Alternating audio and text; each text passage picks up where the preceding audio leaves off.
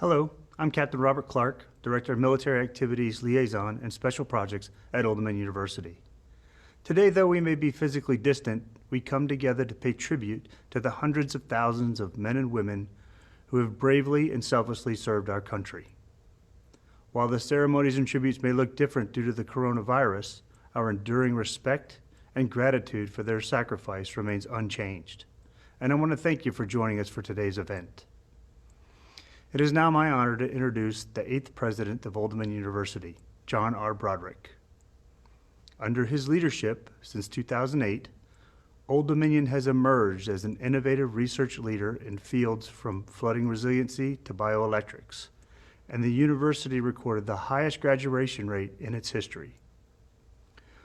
ODU also remains among Virginia's most affordable four-year schools and among the most diverse and inclusive.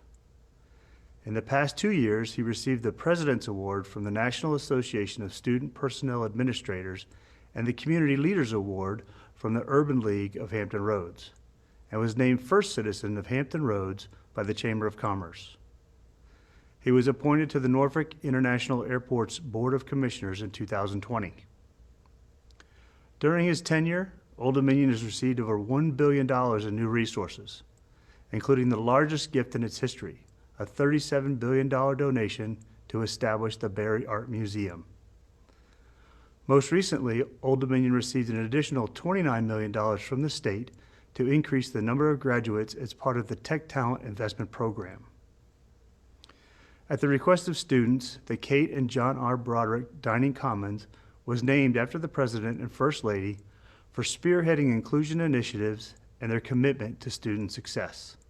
Ladies and gentlemen, President Broderick. Good afternoon, and thank you for joining us for Old Dominion University's celebration of Veterans Day, the day of the year where we as a nation pause to honor our service members and remember their commitment to duty above self. As we know, this Veterans Day is different than in years past, but in these uncertain times, it's our responsibility more than ever to honor those who have fought to protect our freedoms, liberties, and way of life. Veterans have sacrificed so much to safeguard our nation, and for that we offer our unyielding gratitude and praise. We recognize not only your service, but also your sacrifice of your families. Old Dominion University is proud to be the home of 1,300 veterans and more than 753 active duty personnel. In fact, about 1/4 of our 24,000 plus student body are affiliated in some capacity with the armed forces. We are focused on creating an inclusive community for all student veterans, families, and allies. Our Veterans Lounge in Monarch Hall was recently renamed the Military Affiliated Community Lounge, offering a welcoming space for all veterans and military affiliated students. Our quiet study areas, cyber lounge, and conference rooms are being used extensively by our student veterans and military affiliated students, enhancing outreach across the campus. As a result, the Military Times continues to rank ODU in its Best for Vets categories for four-year schools. Additionally, our Student Veterans Organization recently placed in the top 5 for the National Chapter of the Year in recognition of its affecting positive change on campus and within the community. And recently, 2 students, senior Krista Brandt and freshman Catherine Martinez, were among 48 nationwide selected for GI Jobs' first Student Leadership Awards. Congratulations to you two. Our efforts have benefited not just our military-affiliated students, but also the campus as a whole. Military retirees of all services, ranks, and specialties have brought their talents, skills, and experiences to all divisions of the Old Dominion family, including the faculty, administrative, and classified staff.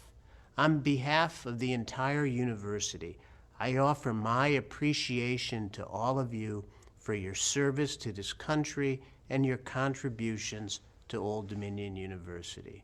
We are extremely grateful to you all. Thank you very much, President Broderick. I'd now like to introduce you to the President of the ODU Chapter of Student Veterans of America, Justin Fulp, our student veteran guest speaker for today. Justin is a Navy submarine veteran. He enlisted in 2010 as a fire control technician and has deployed overseas 3 times.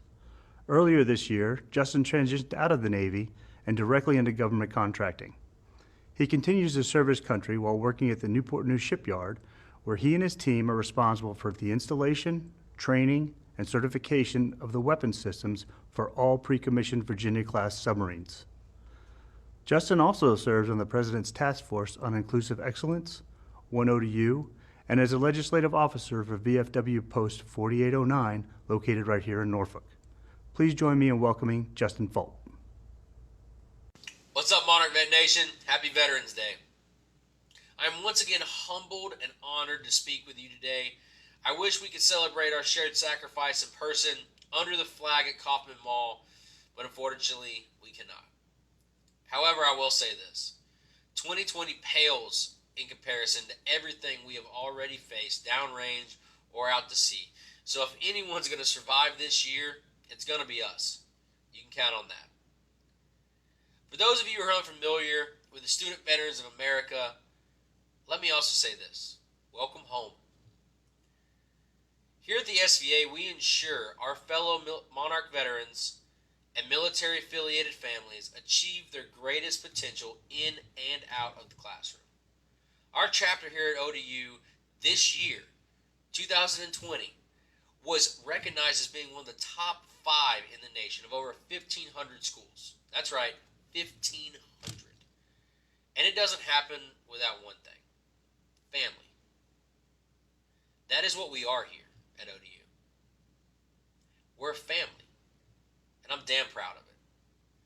Whether it's just hanging out in the Mac Lounge between classes, volunteering out in the community, or cramming the night before a test, we do it as a family. So now I speak to my family here, to you. Today, like the rest of this week, we celebrate our service. Our nation is going to celebrate our service. And that's awesome, and that's something to be proud of. But I challenge you something today. I challenge you to celebrate every day like it's Veterans Day. Don't just do this for yourself, but do it for our fellow brothers and sisters who've served. Because some of them can't. Some of them can't be proud of what they've accomplished. So we have to raise their voices. We have to make their voices be heard. And most importantly, we have to make their voices matter. It doesn't matter what branch you were in, what job you did, or even where you serve. It doesn't. Every veteran who serves their country honorably has more than earned the right to be thanked and appreciated every single day, not just this week and not just on November 11th.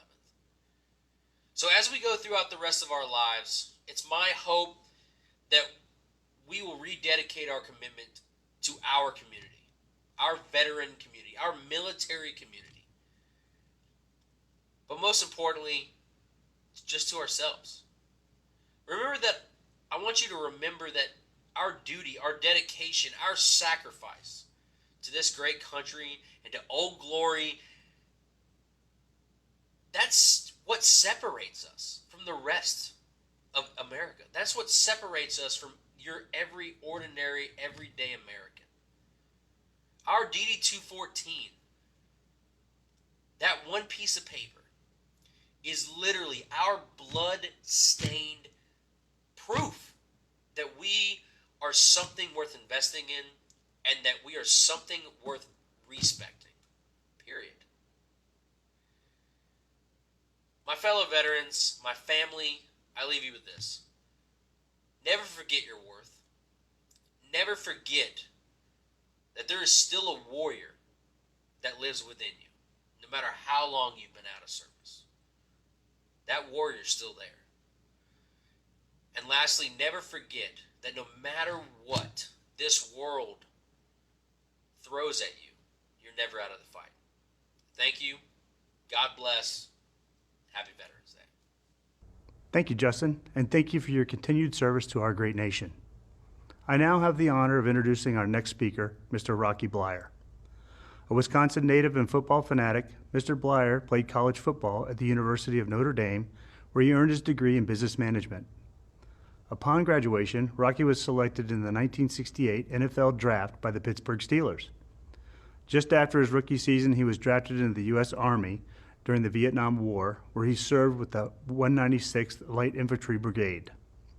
He was injured during combat, and for his heroic service, he was awarded the Purple Heart, the Bronze Star, and many other campaign ribbons. Against all odds, Rocky returned to the NFL in 1971, where he and the Pittsburgh Steelers went on to win 4 Super Bowls. Rocky most certainly epitomizes what it means to have the heart of a champion by never giving up, no matter the odds. It is an honor and a privilege to have him join us for today's program. Please help me welcome Mr. Rocky Blyer. I want to thank Bob Clark for the introduction.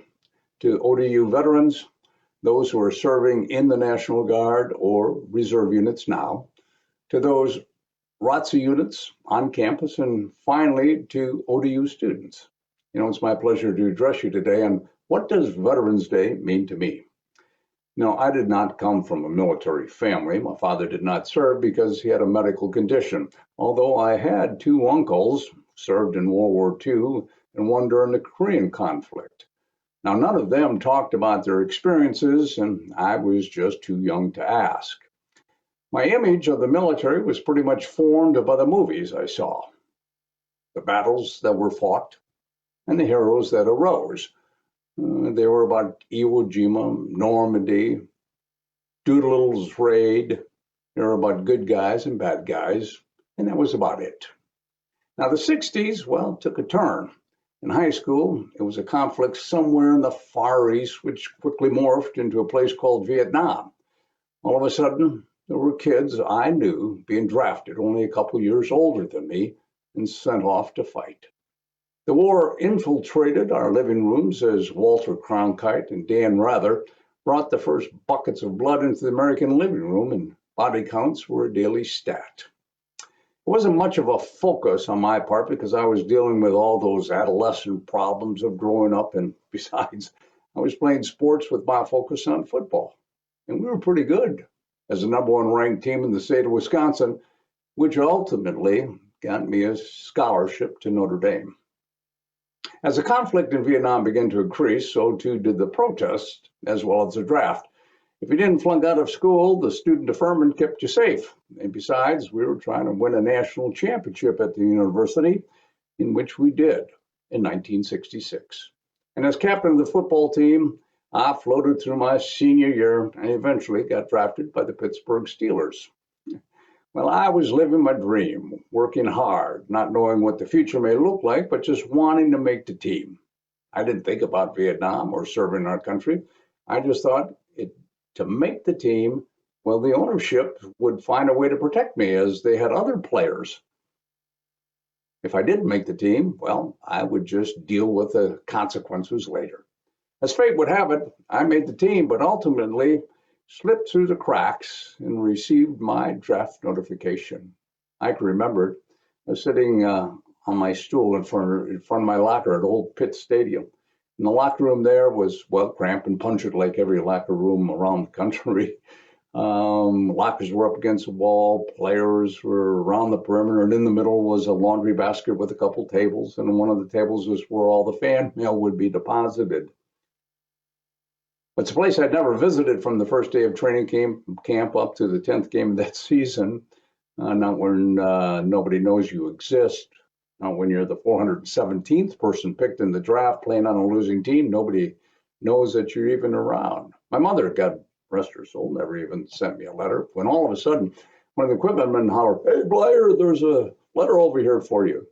Well, I stood up very quickly, got a little lightheaded. Did you ever do that? Gathered myself, sauntered over the table thinking, now who's writing me a letter? Maybe it's a Notre Dame fan that wants an autograph from a former captain. I perused through the mail, and my God, there it was, my first piece of fan mail, and I picked up it very tenderly. I opened it up, slipped out the paper inside, unfolded it. It was from my uncle. my Uncle Sam. It said, "Greetings. We'd like to inform you that you've been inducted into the armed services of your country." Now, I have to tell you, that was the worst fan letter I've ever received. But like everyone else who got their draft notification back in 1968, there was no lottery then. I was not necessarily embracing my soon-to-be current change in life. I quickly calculated my options. It's quite funny as we look back. We had options back then. Wasn't a popular war, as you well know. Well, I could leave the country. Some people were doing that. Did you understand it? Some people were leaving the country because they didn't want to serve. Well, I couldn't do that. I could not report. That was another option we had. The consequence was going to jail. That's even worse. I could apply as a conscientious objector to the war, but really, what was I going to object about? I could enlist, but that was a 4-year commitment. Being drafted was only 2 years. I had things to do. I could join the reserve with the National Guard, as I had made mention, but all those spots were filled. I was quickly running out of options. We had a game against Cleveland Browns prior to I having to report. And all of a sudden I thought to myself, hey, you might have another option. What if you got hurt in that game? You might not have to report. So let me tell you this. In the game against Cleveland, I threw my body into every Browns jersey I could find. The stupid Browns, they couldn't even hurt me when I wanted them to. Interesting side note, I was selected as special teams player of the week. Thank you very much. But when I knew that I was going to have to report, there was a certain feeling of relief, a certain responsibility that I embraced. What would I tell my kids later on if they were said, hey, Dad, what did you do during the war? What if I truly disappointed my parents? Playing organized sports helped me tremendously to make the transition from the NFL player to a buck private. In sports, no matter what, there was always a catalyst that took individuals and molded them into a team. And it was the success of the team that got you recognized for your contribution, from high school to college to the pros. It was the same in the military. It was about team and having each other's back. We're all in this together. No matter what branch of the service you are or were in, no matter what your MOS is or was, we all made a commitment that at one time or another, you may have to pick up a weapon and defend the rights of this country. So what does Veterans Day mean to me? A remembrance. Now, for many veterans, our nation was important enough to endure long separations from their families, miss the births of their children, freeze in sub-zero temperatures, bake in wild jungles, lose limbs, and far too often lose their lives. Military spouses had to endure career interruptions, frequent changes of address, and a disproportionate share of parental responsibilities. The children often had to deal with changes in schools, separations from friends, and, maybe the hardest of all, the uncertainty of whether or not mom or dad will live through another combat tour. Veterans Day is also a remembrance for those who suffer from the shadows of the war. PTSD, mental health, drug dependency, homelessness, and 22 suicides a day. All this is a reality. Yet all veterans really want on Veterans Day is just an internal salute, a tip of the head, a nod of recognition, or just a simple thank you for serving our country. Happy Veterans Day. Thank you very much for those inspirational words, Rocky, but most importantly, for your service to our great nation. This Veterans Day, we honor those of you who have served in the military. Your service and sacrifice was critical to defending the freedoms that we all enjoy as Americans. Old Dominion University is fortunate to have veterans among us as students, alumni, faculty, and staff. This short video features only 6 of them. As you watch the video, we'd like to ask if you have any military affiliation by using the polling feature on your screen. After the video, we will share the results to let everyone know how well the services are represented in the audience. So please answer the 2-question poll.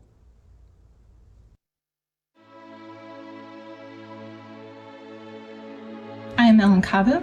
I served in the United States Coast Guard from 2007 to 2019. I'm currently a graduate student in the civil engineering program focusing on coastal engineering.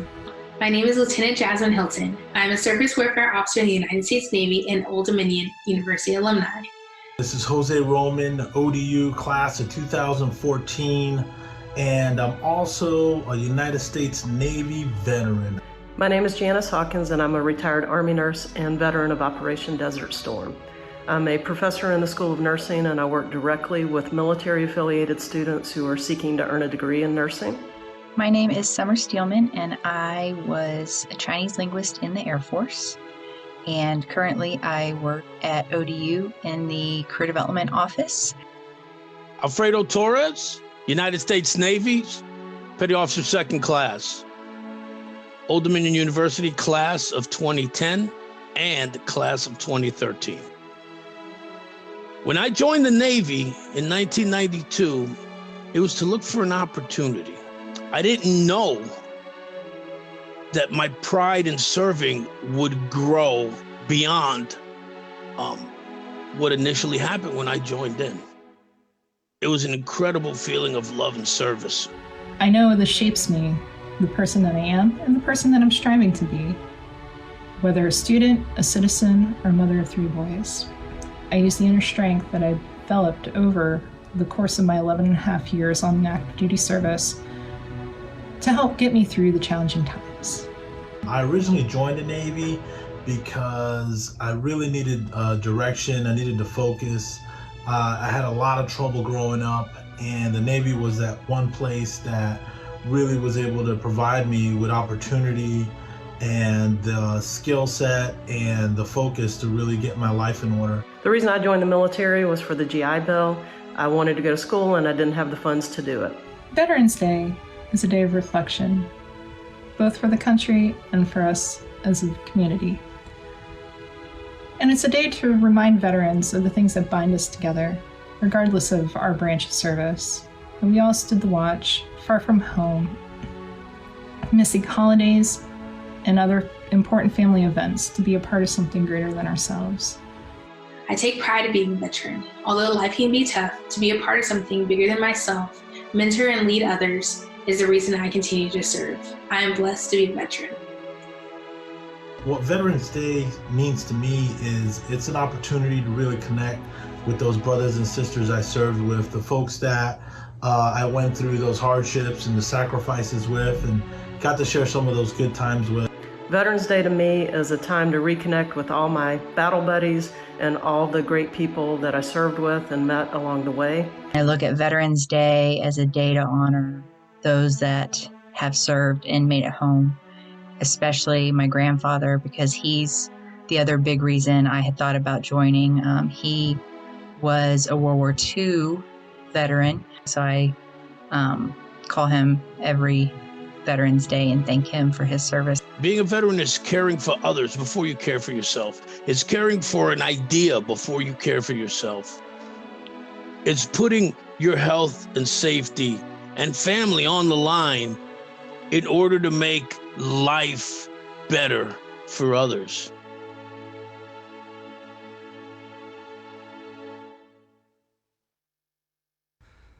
Each year, a different academic college or department from the university is chosen to select a veteran student, faculty, or staff member from that college or department to receive our nation's colors.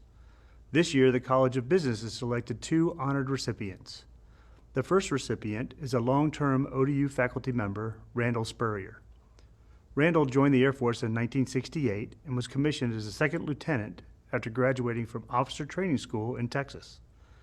After graduation, Randall entered undergraduate pilot training at Webb Air Force Base, flying both the T-37 and T-38 aircraft. After receiving his Wings of Gold, he instructed student pilots and was promoted to captain in 1971. Randall resigned his commission and was honorably discharged in 1973. Our second recipient is Matt Paluda, an MBA student with a 4.0 GPA. Matt joined the Marines in 2009 and became a combat engineer officer. While stationed in Japan, he was deployed to Afghanistan in support of Operation Enduring Freedom, where he served as a platoon commander and company commander. In 2015, Matt deployed to the Republic of Georgia to serve as a foreign military advisor to the 22nd Georgian Light Infantry Battalion. He traveled to Afghanistan, assisting the Georgian Battalion in providing perimeter defense to Bagram Airfield. After 9 years and 9 months of dedicated service on active duty, Matt completed his service and retired to Norfolk, Virginia. Both of our recipients were selected for the honor based on their leadership, integrity, and commitment to their country, as well as their dedication to ODU. This year, the reading of Old Glory will be shared between ODU alumni, student veterans, faculty, and current ROTC students. At the conclusion of the reading, our ROTC students will present our honorees with the flag in honor of their service.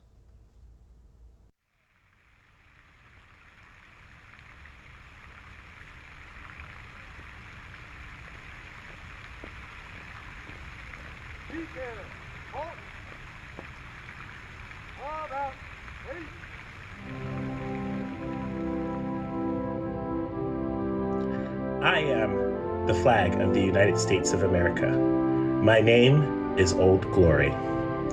I fly atop the world's tallest buildings. I stand watch in America's halls of justice. I fly majestically over institutions of learning. I fly atop the mast of the world's most powerful warships. I stand guard with power in the world. Look up and see me. I stand for peace, honor, truth, and justice. I stand for freedom. I am confident and I am proud. When I am flown with my fellow banners, my head is a little higher, my colors a little truer. I bow to no one. I am recognized all over the world. I am saluted, loved, and revered. I am respected, and I am feared. I have fought in every battle of every war for more than 200 years. I was flown at Valley Forge, Gettysburg, Shiloh, and Appomattox. I was there at San Juan Hill, in the trenches of France, and in the trees of the Oregon forest. I was at the beaches of Anzio, Normandy, Iwo Jima, Guam, and Okinawa. The frozen tundra of Korea and the jungles of Vietnam all know me. I was there. I led my troops.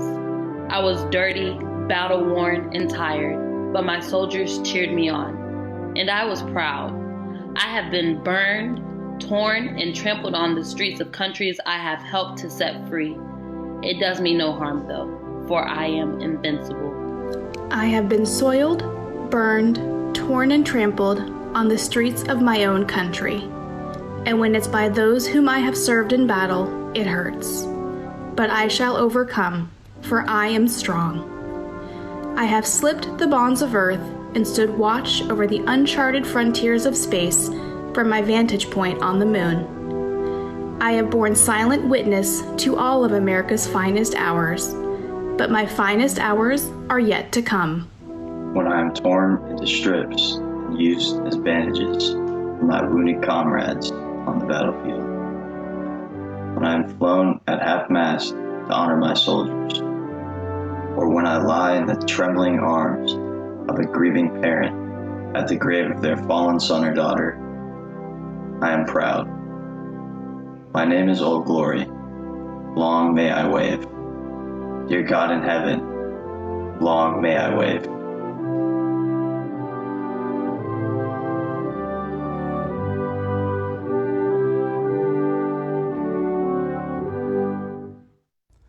We celebrate today by saluting our country and the men and women who have served or are currently serving in our armed forces and those family members that supported them during their time in service. Thank you all very much. We'd like to close out today's ceremony by sharing a few notes of gratitude from our campus to you. Thank you for joining us.